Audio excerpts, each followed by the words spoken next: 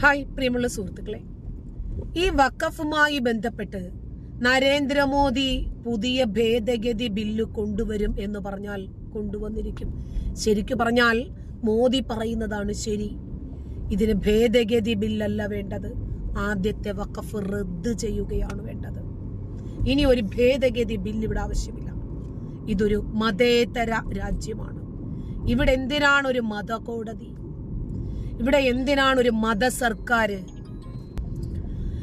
ഇവിടെ നമ്മുടെ നാട്ടിലെ എല്ലാ കീഴ്ക്കോടതികളും മേൽക്കോടതികളുമുണ്ട്, സുപ്രീം കോടതി വരെയുണ്ട്. പക്ഷേ അതൊക്കെ മേലെ ഇവിടെ 6-ാം നൂറ്റാണ്ടിലെ ഒരു മത നിയമം വർക്കൗട്ടാണ് എന്ന് വന്നാൽ പിന്നെ നമ്മുടെ നാട്ടിലെ ജനാധിപത്യം ഏതൊക്കെ മേഖലകളിലാണ് വർക്കാവേണ്ടത്? ഏതൊക്കെ മേഖലകളിലാണ് ജനാധിപത്യം വേണ്ടാത്തത്? ഈ വിഷയത്തെ സംബന്ധിച്ച് ഇന്ന് ജനങ്ങൾക്ക് നന്നായിട്ട് അറിയാം. ഇവിടെ ഒരു ജനാധിപത്യമല്ല. ജനാധിപത്യം എന്ന വാക്ക് പറയാൻ പോലും ഈ രാജ്യത്ത് നാണിക്കണം. നമ്മള് മുഹബത്ത് ഇളക്കാറുണ്ട്. നമ്മുടെ രാജ്യം ഇൻഡിവിജ്വൽ ആണ്, ജനാധിപത്യമാണ്, ഡെമോക്രസിയാണ്, ലോകത്തെ വെല്ലുന്ന ഭരണഘടനയാണ്, ആനയാണ്, ചേനയാണ്, മാങ്ങാത്തൊലിയാണ്. നമ്മള് ചവിട്ടി നിൽക്കുന്ന കാൽപാദത്തിനടിയിലെ മണ്ണുവരെ ഒരു മാഫിയ മാന്തിക്കൊണ്ടു പോകുന്ന കാഴ്ചയാണ് നമ്മളിപ്പോൾ കണ്ടുകൊണ്ടിരിക്കുന്നത്. വഖഫിനെ എതിർക്കാൻ പാടില്ല. വഖഫിനെ സംബന്ധിക്കുന്ന മുനമ്പം വിഷയത്തിന്റെ അപ്ഡേറ്റ് ചെയ്ത വാർത്തകൾ പോലും കൊടുക്കരുത് എന്ന് പറഞ്ഞ് മാധ്യമങ്ങളെ ഭീഷണിപ്പെടുത്തിയ വാർത്തയാണ് ഇന്ന് സബ് ടൈറ്റിൽ. എങ്ങനെയുണ്ട് ഈ നാട്ടിൽ നടക്കുന്ന സംഭവങ്ങളാ? അവരെല്ലാം ചെയ്യും, ആരും ഒന്നും പറയാൻ പാടില്ല. അതൊന്നും ഒരാളും റിപ്പോർട്ട് ചെയ്യാനും പാടില്ല. ഇതാണ് നമ്മുടെ നാട്ടിലെ നമ്പർ 1 നിയമം. ഇതിനെ സംബന്ധിച്ച് പബ്ലിക്കിലേക്ക് ഇറങ്ങുകയാണ്.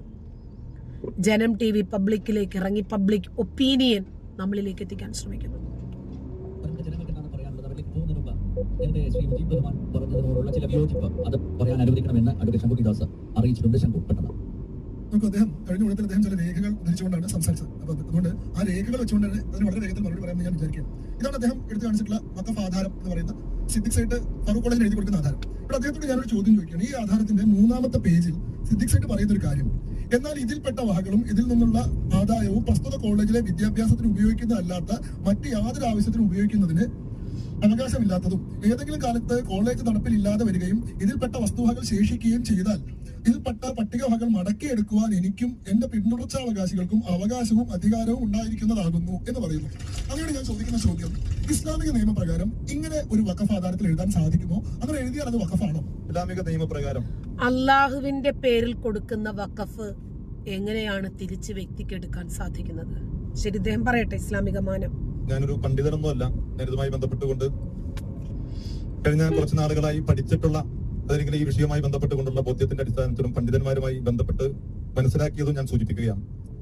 ഇസ്ലാമിക നിയമപ്രകാരം ഒരു വ്യക്തി, ഉദാഹരണത്തിന് ഞാൻ തന്നെ എന്റെ അധ്വാനത്തിന്റെ വിയർപ്പിന്റെ അംശം കൊണ്ട് ഞാൻ സമ്പാദിച്ച ഒരു വസ്തു തികനിയന്താവായ നാഥന്റെ, ഞാൻ തുടക്കത്തിൽ സൂചിപ്പിച്ച ആ ആധാരത്തിൽ സൂചിപ്പിച്ചിട്ടുള്ളത് പോലെ തന്നെ തികനിയന്താവായ നാഥന്റെ തൃപ്തിക്ക് വേണ്ടി എനിക്കുള്ള 2 സെന്റ് സ്ഥലം ഞാൻ ഇന്ന സ്ഥാപനത്തിന്, ഇന്ന പള്ളിക്ക്, ഇന്ന മദ്രസക്ക് വഖഫ് ചെയ്യുന്നു എന്ന് പറഞ്ഞാൽ ആ പറയലിലൂടെ തന്നെ അത് വഖഫായി. അങ്ങനെയുള്ള ചോദ്യം കംപ്ലീറ്റ് ചെയ്തില്ല.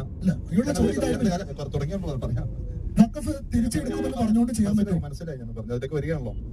അദ്ദേഹം നേരത്തെ സൂചിപ്പിച്ചത് സിദ്ദിഖ് സെട്ട് ഫാറൂഖ് കോളേജിന് എഴുതി കൊടുത്ത 1950 ആ ആധാരത്തിൽ ഫാറൂഖ് കോളേജ് ഏതെങ്കിലും കാലഘട്ടത്തിൽ ഇല്ലാതാകുന്ന ഒരു സാഹചര്യം ഉണ്ടായാൽ അതെന്റെ മക്കളിലേക്ക് മടങ്ങും എന്നുള്ള ഒരു ക്രോസ് അതിൽ സൂചിപ്പിച്ചിട്ടുണ്ട് എന്നത്. നേരത്തെ ഞാൻ സൂചിപ്പിച്ചു, വഖഫ് ചെയ്തു എന്ന് പറഞ്ഞാൽ അതോടുകൂടി അത് വഖഫാകും.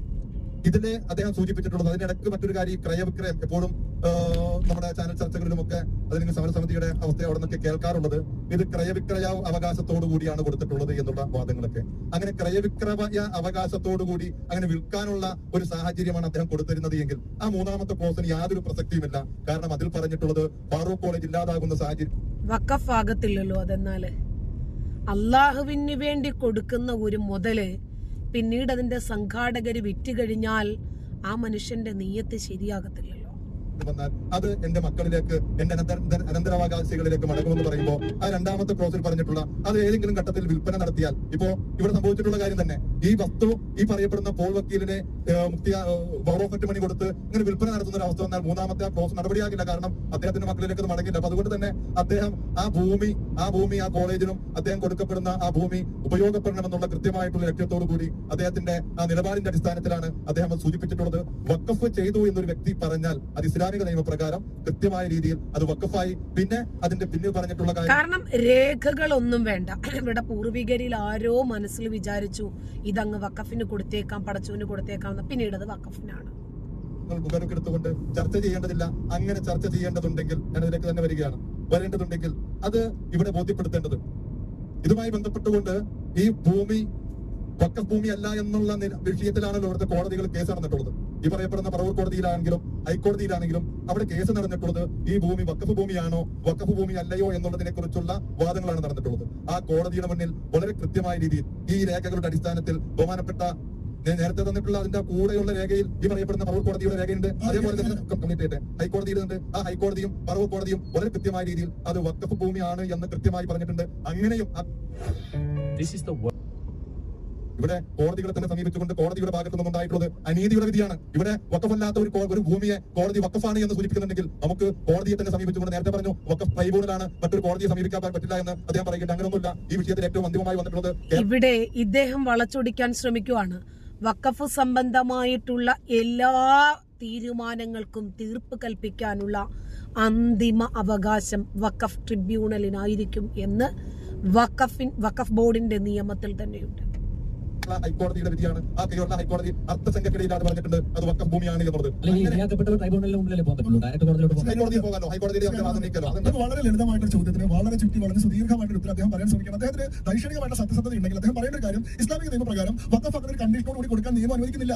Once a waqf always a waqf എന്നാണ് നിയമത്തിലെ പ്രിൻസിപ്പൽ. ഈ വഖഫ് എന്നുള്ള വാക്കിന്റെ അർത്ഥം തന്നെ കൺഫൈൻമെന്റ് ആണ്. ഈ പറയുന്ന സിദ്ദിഖ് സൈഡ് അല്ലെങ്കിൽ സത്താർ സൈഡ് കച്ചി നിയമം വിഭാഗത്തിൽപ്പെടുന്ന ആളാണ്. കച്ചി നിയമന്മാർ എന്ന് പറഞ്ഞാൽ ഹനഫി സ്കൂൾ ഓഫ് ഇസ്ലാം പിന്തുടരുന്ന ആൾക്കാരാണ്. ഹനഫി സ്കൂൾ എങ്ങനെയാണ് വഖഫിനെ ഡിഫൈൻ ചെയ്യുന്നത്? അത് പറയുന്നത് എന്താണ്? Once a waqf has verbally or in writing declared a sacred property, it is legally considered the property of Allah and must be used to fulfill public family needs as charitable social service. അതായത് ഒരിക്കൽ നിങ്ങൾ ഒരു ഭൂമി വഖഫ് ചെയ്തു കഴിഞ്ഞാൽ പിന്നീട് അള്ളാഹുവിന്റെ ഭൂമിയായി പരിഗണിക്കുകയും അത് പിന്നീട് തിരിച്ചെടുക്കാൻ സാധിക്കാതെ വരികയും ചെയ്യുമെന്നാണ് ഹനഫി സ്കൂൾ ഓഫ് ഇസ്ലാം പറയുന്നത്. ആ സ്കൂളിന്റെ വക്താവായിട്ടുള്ള ആളാണ് കച്ചി നിയമ വിഭാഗക്കാരനായിട്ട് ഈ സേട്ട്. അങ്ങനെ ഇരിക്കും അദ്ദേഹം ഈ ഭൂമി ഞാൻ തിരിച്ചെടുക്കും, എന്റെ അനന്തര തലമുറയ്ക്ക് മടങ്ങി വരുമെന്ന് പറയുമ്പോൾ തന്നെ ഇതൊരു കണ്ടീഷണൽ ആയിട്ടുള്ള ഒരു പ്രത്യേക ലക്ഷ്യം വെച്ചുകൊണ്ട് മാത്രം ഒരു കൈമാറ്റം, പെർമനന്റ് ആയിട്ടുള്ള ഡെഡിക്കേഷൻ എന്ന രീതിയിൽ വഖഫ് നടത്താൻ അദ്ദേഹത്തിന് ഉദ്ദേശമില്ലാതെന്ന് വരും. അതുകൊണ്ട് ആധാരം തന്നെ അസാധുവാണ്. രണ്ടാമത്തെ കാര്യം എന്ന് പറഞ്ഞത് പറവൂർ കോടതിയിലെ ഈ പറയുന്ന വഖഫ് ഭൂമിയാണെന്ന് പറഞ്ഞുകൊണ്ട് 1961 തന്നെ പറവൂർ കോടതിയിൽ കേസും വിധി ഉണ്ടായിട്ടുണ്ട്. അതുകൊണ്ട് ഞാൻ ആ കോടതിയുടെ രേഖ തന്നെ എടുക്കുന്നത് 1967. നോക്കൂ, ഈ കേസ് എന്താണ്? ഇതൊരു ഇൻജങ്ഷൻ സ്യൂട്ടാണ്, അല്ലാണ്ട് ഇത് ടൈറ്റിൽ ഡിസൈഡ് ചെയ്യാനുള്ള സൂട്ടല്ല. ഈ ഭൂമി വഖഫ് ഭൂമിയാണോ അല്ലയോ എന്നുള്ളതല്ല പറവൂർ കോടതി പരിശോധിച്ചുള്ള വിഷയം. പറവൂർ കോടതിയിൽ കേസ് കൊടുക്കുന്ന ഫാറൂഖ് കോളേജാണ്. ഫാറൂഖ് കോളേജിന്റെ ആവശ്യം എന്താണ്? ഇതിൽ എതിർഭാഗമായിട്ടുള്ള ആൾക്കാർ അനധികൃതമായിട്ട് ഈ ഭൂമി കയ്യേറി താമസിക്കുന്നതും അവരെ ഒഴിപ്പിച്ച് കിട്ടണം, അവരെ എവിക്ട് ചെയ്യണം എന്നുള്ളതാണ് ഇവരുടെ ആവശ്യം. അതിനുവേണ്ടി കൊടുത്തിട്ടുള്ള സ്യൂട്ടിൽ plaintiff Farook college managing committee,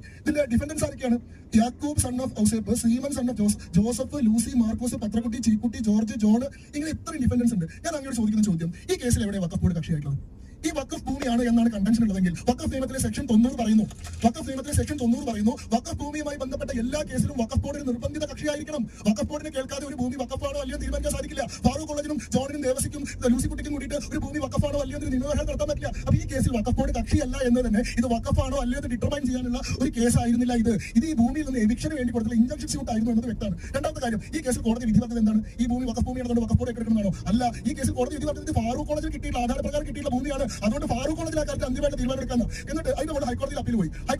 Farooq കോളേജിന്റെ അവകാശം അനുവദിച്ചു. പക്ഷേ കേസ് റിമാൻഡ് ചെയ്തിട്ട് ടൈറ്റിൽ ഡിസൈഡ് ചെയ്യാൻ വീണ്ടും പറവൂർ കോടതിക്ക് വന്നു. 1976 വീണ്ടും പറവൂർ കോടതിയിൽ കേസുണ്ടായി. ഈ കേസ് 1990 വരെ നീണ്ടുപോയി ഘട്ടത്തിൽ 1989 കോടതിക്ക് പുറത്ത് വെച്ച് ഫാറൂഖ് കോളേജുകാരും ഇതിൽ എതിർകക്ഷികളും തമ്മിൽ സെറ്റിൽമെന്റ് ഉണ്ടാക്കി. സെറ്റിൽമെന്റിന്റെ അടിസ്ഥാനത്തിൽ ഭൂമി കാശ് കൊടുത്ത് വിൽക്കാൻ ഫാറൂഖ് കോളേജ് തീരുമാനിച്ചു. അങ്ങനെ 33 ലക്ഷം രൂപ മേടിച്ചിട്ട് ഈ ഭൂമി ഇവർക്ക് ഫാറൂഖ് കോളേജ് വിറ്റു. അതായത് ഹൈക്കോടതിയും ഈ പറവൂർ കോടതിയും ഭൂമിയുടെ യഥാർത്ഥ ഉടമസ്ഥരാണെന്ന് കണ്ടെത്തിയിട്ടുള്ള ഫാറൂഖ് കോളേജ് ഭൂമി കാശിന് വിറ്റു. കാശ് മേടിച്ചിട്ട് ആൾക്കാർ കാരണവശാലും ജീവിക്കുന്നു. ഇതിനിടയിൽ എവിടെ 2009 വഖഫ് ബോർഡ് വന്നത്? വഖഫ് ബോർഡ് ഈ കേസിലൊന്നും കക്ഷി പോലും ആയിരുന്നില്ലല്ലോ. എത്ര മണിച്ചിത്രത്താഴിട്ട് സത്യത്തെ മൂടി വെക്കാൻ ശ്രമിച്ചാലും ശരി, അതൊരു നാൾ മറനീക്കി പുറത്തു വരിക തന്നെ ചെയ്യും. ഇത് വഖഫിന് വേണ്ടി കൊടുത്തതായിരുന്നില്ല, ഫറൂഖ് കോളേജിന്റെ നടത്തിപ്പിന് വേണ്ടിയാണ് സേട്ട് ഇത് നൽകുന്നത്. എന്നാണോ ഈ കോളേജ് ഈ രൂപത്തിൽ നടത്താൻ നിങ്ങൾക്ക് പറ്റാതെ വരുന്നത്, അന്ന് എൻ്റെ അവകാശികൾക്ക് മടങ്ങിപ്പോകുമെന്ന് പറഞ്ഞാൽ നിങ്ങൾക്ക് കൈമാറ്റം ചെയ്യാൻ ഞാൻ അനുമതി നൽകിയിട്ടില്ല. ഇതാണ് ഇതിന്റെ അർത്ഥം. അപ്പോൾ ഇത് വഖഫ് അല്ല എന്നും സേട്ട് ചെയ്തു കൊടുത്ത ആധാരം അസാധുവാണെന്നും ഇതിൽ നിന്ന് തന്നെ വ്യക്തം. നന്ദി.